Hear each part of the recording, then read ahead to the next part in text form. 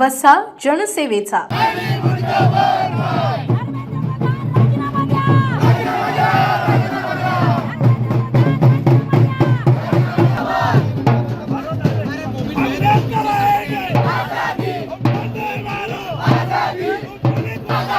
हमें क्या चाहिए? ये पुलिस से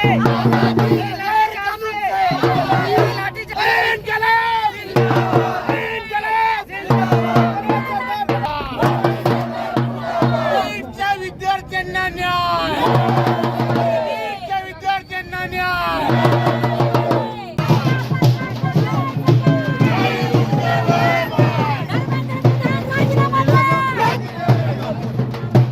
दिल्लीतील जंतर मंतरवर शांततापूर्ण आंदोलन करत असलेले प्रसिद्ध पर्यावरणवादी सोनम वांगचुक आणि काँग्रेस जनता पार्टीचे संस्थापक अभिजित दिपके यांच्या आंदोलनावर केंद्र सरकारकडून सुरू असलेल्या दडपशाहीचा आता देशभरातून तीव्र निषेध व्यक्त होत आहे। विशेषतः 20 जुलै रोजी दिल्लीत आंदोलक विद्यार्थ्यांवर पोलिसांनी केलेल्या अमानुष लाठीचार्ज विरोधात सर्वसामान्यांमध्ये प्रचंड संताप लाट आहे। याच पार्श्वभूमीवर आज बुलढाणा शहरात जयस्तंभ चौक येथे शिवसेना उद्धव बाळासाहेब ठाकरे पक्षाच्या वतीने एक भव्य आणि आक्रमक निषेध प्रदर्शन पार पडले। दिल्लीतील घटनेचे तीव्र पडसाद आज महाराष्ट्रातील बुलढाणा जिल्ह्यात उमटले।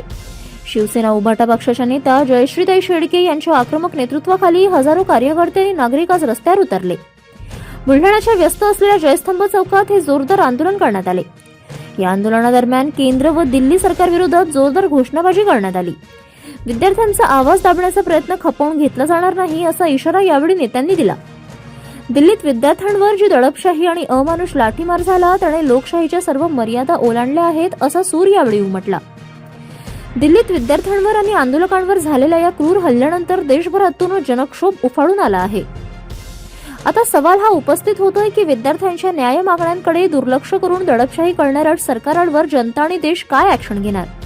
या संपूर्ण आंदोलनामुळे बुलढाण्याचे राजकारण चांगलेच तापले आहे।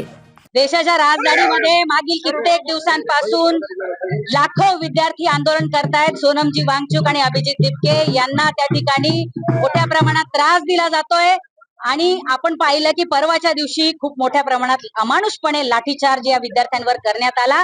शांततेच्या मार्गाने सुरू असलेल्या आंदोलनामध्ये इतका अमानवीय पद्धतीने लाठीचार्ज केला, त्याचा आम्ही निषेध या ठिकाणी करतोय।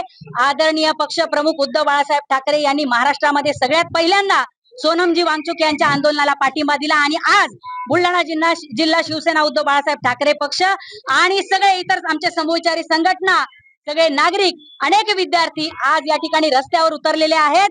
ज्या पद्धतीने नीटचा पेपर लीकचा घोटाळा झाला, ज्याच्यामुळे 22.5 लाख विद्यार्थी देशभरातले हे बाधित झाले, त्यांना त्रास झाला आणि देशातल्या 22 विद्यार्थ्यांना प्राण गमवावे लागले, तरी हे सरकार गेंड्याची कातडी पांघरलेला आहे। साधा एक धर्मेंद्र प्रधान या शिक्षण मंत्र्याचा राजीनामा यांना घेता आला नाही, त्यांनी नैतिकतेच्या आधारावर राजीनामा दिला नाही आणि कोटग्या सरकारने धर्मेंद्र प्रधान यांचा राजीनामा घेतला नाही।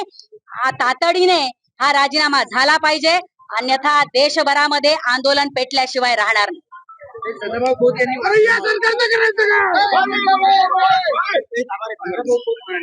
मला असं वाटतं की हे शेतकरी बांधवांचा फायदा घेऊन त्यांच्या आंदोलनावर स्वतःची राजकीय पोळी शेकणारे तथाकथित भोंदू शेतकरी नेते यांनी आधी हे तपासलं पाहिजे की या राज्यामध्ये दर दिवसाला 8 शेतकरी आत्महत्या करतात। आज देशातल्या 22 विद्यार्थ्यांनी आपले प्राण गमावले आणि त्या ठिकाणी आंदोलन करणाऱ्या विद्यार्थ्यांना महाविकास आघाडीला तुम्ही अतिरेकी म्हणता, आतंकवादी म्हणता। अरे लाज वाटली पाहिजे तुम्हाला।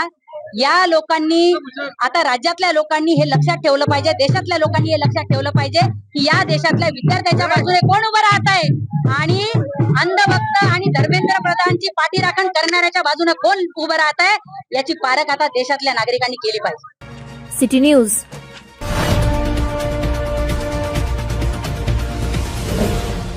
सिटी न्यूज वसा जनसेवेचा।